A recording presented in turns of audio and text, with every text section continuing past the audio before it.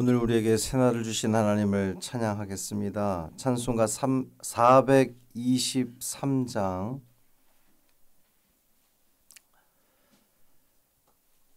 찬송 423장 먹보다도 더 검은 찬양함으로 새벽 기도회를 시작하겠습니다. 먹보다도 더 검은 죄로 물든 마음이 흰 눈보다 더 희게 깨끗하게 씻겼네. 주의 보혈 흐르는데 믿고 뛰어나가 주의 은혜 내가 입어 깨끗하게 되었네. 모든 의심 걱정과 두려움이 사라져 슬픈 탄식 변하여 기쁜 찬송 되었네. 주의 보혈 흐르는데 믿고 뛰어나가 주의 은혜 내가 입어 깨끗하게 되었네. 세상 복의 영화와 즐겨하던 모든 것 주를 믿는 내게는 분토만도 못하다. 주의 보혈 흐르는데 믿고 뛰어나가 주의 은혜 내가 입어 깨끗하게 되었네. 나의 모든 보배는 저 천국에 쌓였네. 나의 평생 자랑은 주의 십자가로다. 주의 보혈 흐르는데 믿고 뛰어나가 주의 은혜 내가 입어 깨끗하게 되었네. 아멘. 사도신경으로 우리의 신앙을 고백하겠습니다. 전능하사 천지를 만드신 하나님 아버지를 내가 믿사오며 그 외아들 우리 주 예수 그리스도를 믿사오니 이는 성령으로 잉태하사 동정녀 마리아에게 나시고 본디오 빌라도에게 고난을 받으사 십자가에 못 박혀 죽으시고 장사한 지 사흘 만에 죽은 자 가운데서 다시 살아나시며 하늘에 오르사 전능하신 하나님 우편에 앉아 계시다가 저리로서 산자와 죽은 자를 심판하러 오시리라. 성령을 믿사오며 거룩한 공회와 성도가 서로 교통하는 것과 죄를 사하여 주시는 것과 몸이 다시 사는 것과 영원히 사는 것을 믿사옵나이다. 아멘. 에스겔 43장 1절부터 12절까지 말씀입니다.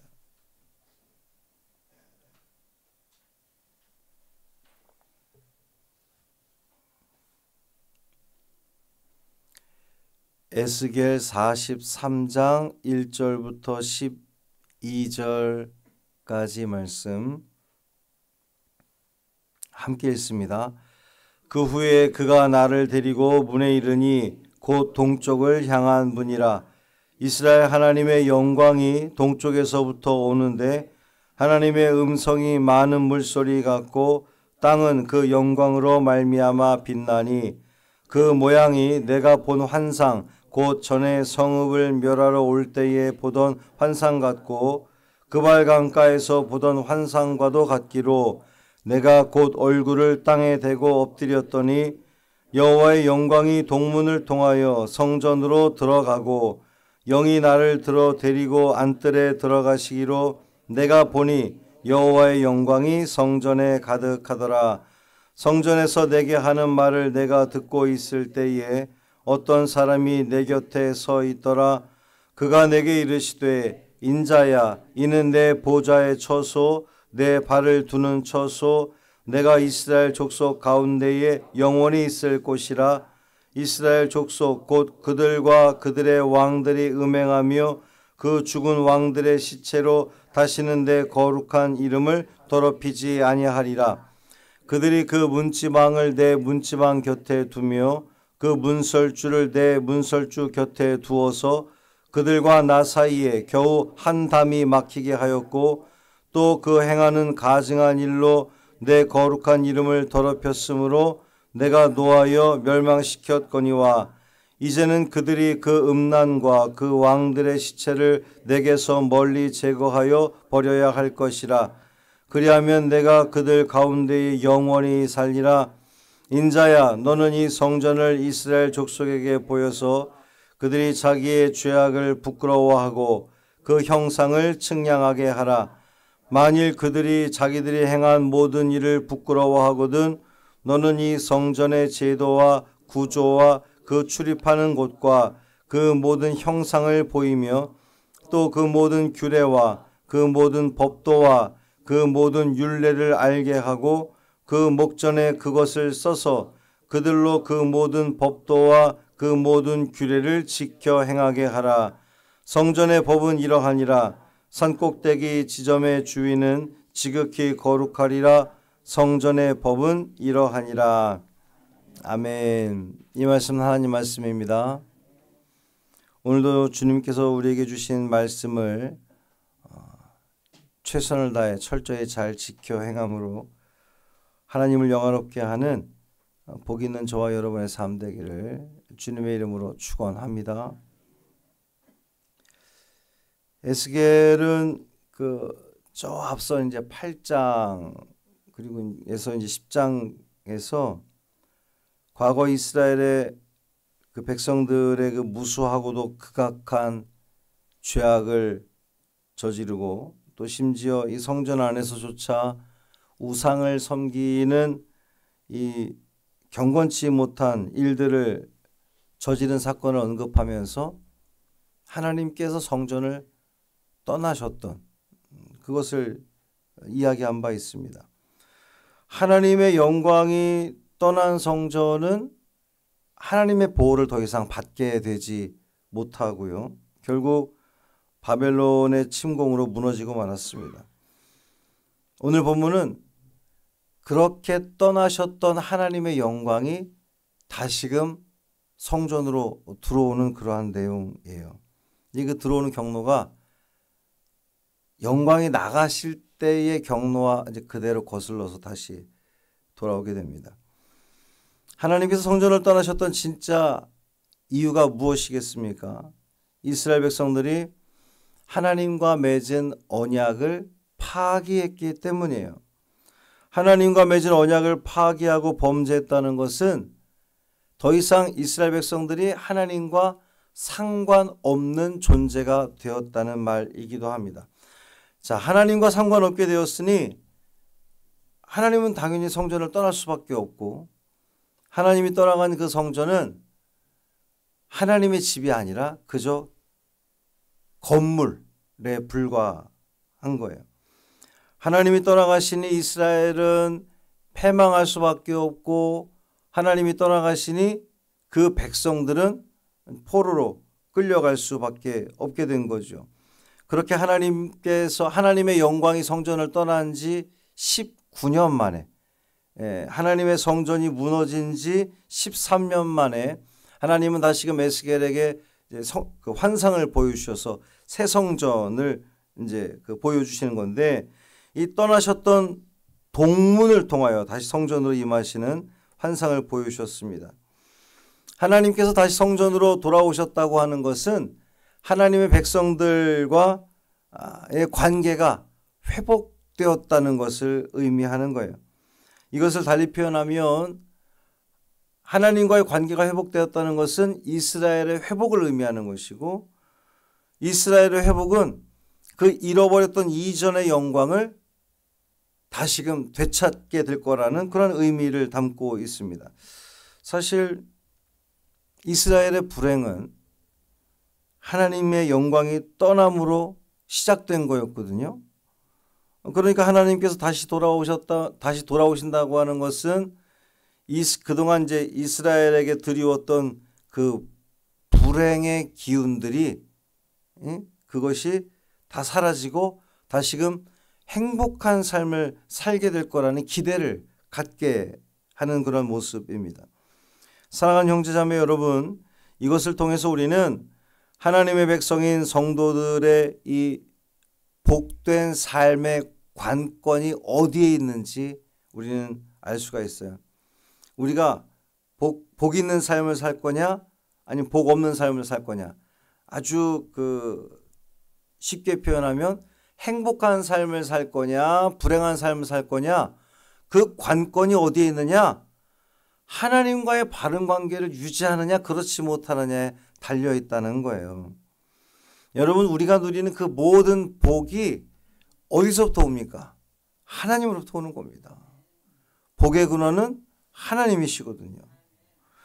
하나님과 바른 관계를 유지하고 하나님과 함께하는 삶을 살아간다면 하나님은 당연히 우리 삶 가운데 친히 개입하셔서 우리의 삶을 가장 귀한 것으로, 좋은 곳으로 채워 주실 겁니다. 그런데 하나님과 바른 관계를 유지하지 못하고 하나님 뜻대로 살지 않고 하나님께 묻지도 않고 하나님과 교제하는 삶을 살지 않는다면 하나님이 주시고자 하는 그 복을 다 누릴 수 없게 되는 것이죠.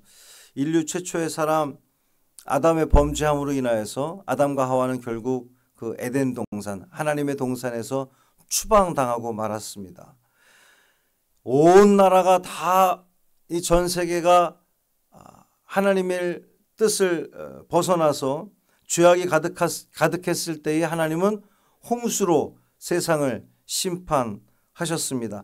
사사시대에 사람들은 번번이 자기 소견대로, 사사시기에 보면 자기 소견대로 살아감으로 말미암아 결국 그 블레셋 같은 이방 나라들, 주변 나라들의 공격을 무수하게 받으면서 굉장한 어려움을 겪었던 것을 우리는 알 수가 있습니다. 하나님과의 관계가 깨어진 사람은 하나님의 보호를 받을 수 없게 되는 것은 너무도 당연한 이야기로 보여집니다. 하나님과 어색한 사이가 되어버리면 하나님께서 주시고자 하는 복을 누릴 수 없게 되겠죠. 교회도 마찬가지입니다. 이 교회가 하나님이 거하시는 하나님의 성전, 하나님의 집이 되기 위해서는 또 이걸 뒤집어 보면 이 성전이 번듯하게 있으나 하나님의 영광이 떠난 이곳이면 깡통에 불과한 거예요. 건물에 불과한 겁니다. 우리 교회를 이루는 우리 모든 성도들이 하나님과의 올바른 관계를 맺으며 하나님 말씀대로, 하나님 말씀에 의지하여 하나님이 가리키는 방향대로 우리가 그 삶을 추구하며 살아간다면 하나님은 이 성전 가운데 함께 하실 줄 믿습니다. 교회된, 성전된 여러분들이 하나님과의 올바른 관계를 맺는데 하나님이 여기를 떠나실 이유가 없죠. 아니, 이곳에서 영광 받으시고 이곳에서 당신의 백성들이 당신을 흡족하게 해드리는데 이 성전을 떠나실 이유가 없는 겁니다. 하나님께서 이 교회 가운데에 임재하시면 이 교회를 이루는 여러분의 각자의 삶 가운데도 하나님께서 친히 함께 하심으로 말미암아 그 길을 평탄케 인도하실 줄 믿습니다.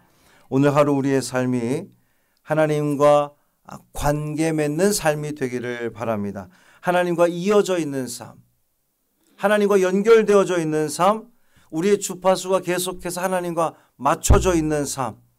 그러려면 어떻게 하게 되겠습니까? 계속해서 하나님을 바라보는 거예요. 하나님을 향해 쏘는 겁니다. 뭘 쏴요?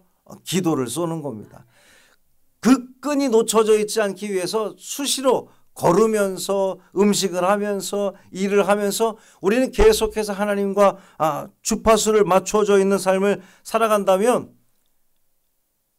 왜 우리 핸드폰의 와이파이가 멀어지면 이 인터넷이 됐다 자꾸 이렇게 접촉이 끊어지는 거예요. 그러다가 좀 더 멀어지면 아예 끊어져 버리는 거죠. 마찬가지입니다. 하나님과 계속해서 우리가 주파수를 맞추고 있다 보면 우리가 뭔가 엇나갔을 때 하나님은 그거 아니야, 돌아와. 하나님이 우리를 이끄시면 우린 또 제자리로 돌아와서 그 신앙의 길을 걸어갈 수 있는 겁니다. 이처럼 이 하루에 우리의 삶이 하나님과 연결되어져 있고 하나님과 이어져 있고 하나님과 초점 맞춰져 있는 삶을 살아감으로 말미암아 주님께서 우리 가운데 충만히 임하셔서 하나님이 지키시고 보호하시는 그 귀한 은혜를 다 누리시는 복된 하루 되시기를 주님의 이름으로 축원합니다. 살아계신 아버지 하나님 감사합니다. 하나님, 떠나셨던 주의 영광이 주의 성전으로 다시금 돌아오셨습니다. 그러니 이제 이스라엘은 다시금 일어서는 일만 남았습니다. 주여, 우리 가운데 주님 임하여 주옵소서. 우리를 떠나지 마시고 우리 가운데 충만히 임하시고 우리의 삶을 인도하시고 주님이 가르치시는 그 방향대로 우리가 그 삶을 걸어감으로 말미암아 하나님께 합한 삶, 하나님께 기쁨 드리는 삶, 하나님을 영화롭게 하는데 쓰임받는 우리의 삶 되게 하여 주옵소서.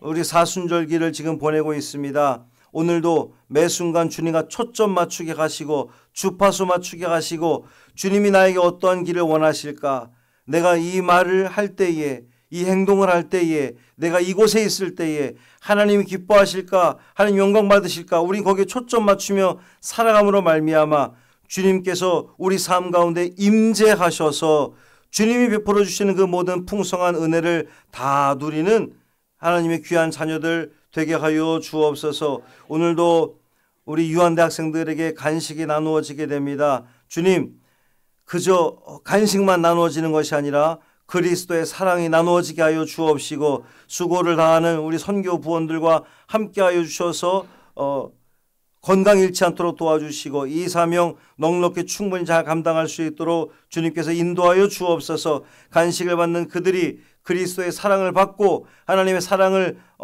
그들이 느끼고 그래서 떠났던 이들이 주님 앞으로 돌아오게 되는 놀라운 은혜를 우리 모두 보게 하여 주옵소서. 우리 주 예수 그리스도의 이름으로 축복하며 기도합니다.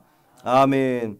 하늘에 계신 우리 아버지여, 이름이 거룩히 여김을 받으시오며 나라가 임하시오며 뜻이 하늘에서 이루어진 것 같이 땅에서도 이루어지이다.